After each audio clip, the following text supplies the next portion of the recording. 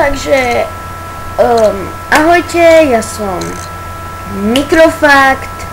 Toto je také kratšie informačné video a vlastne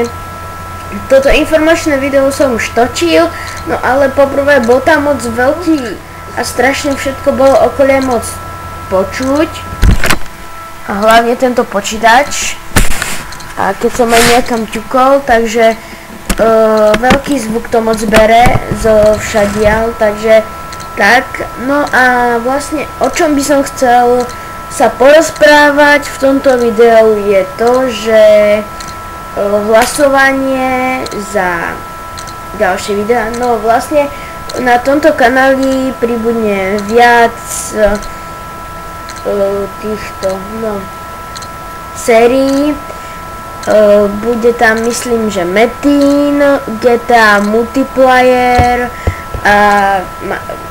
Minecraft a ešte ďalšie, takže hlavne sa teraz pozerajte na plochu, pretože vlastne, no, bude to tu všetko popísané a budete mať aj, tuto máte dole aj napísané, ako vlastne sa dá hlasovať. No a vlastne chcel by som vlastne hlasovať tak, že pôjdete na moju facebookovú stránku a na nej tam bude také 3 príspevky, bude, alebo aj viac príspevkov, tam bude niečo napísané a vy len dáte komentár, že ja, alebo lajky, ale prosím, nedávajte tam, že tak túto hru nie, lebo bude tam, lebo ja sa vlastne budem viac zaujímať o to, že koľko je tam, ja sa pozriem, koľko je tam komentárov a to potom spočítam, sa pozriem na tie a vlastne sa to uvidí, takže tak, ešte ďalej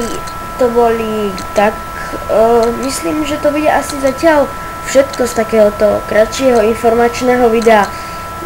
No a takže máte sa na čo tešiť, hlavne veľa zmien tu bude, takže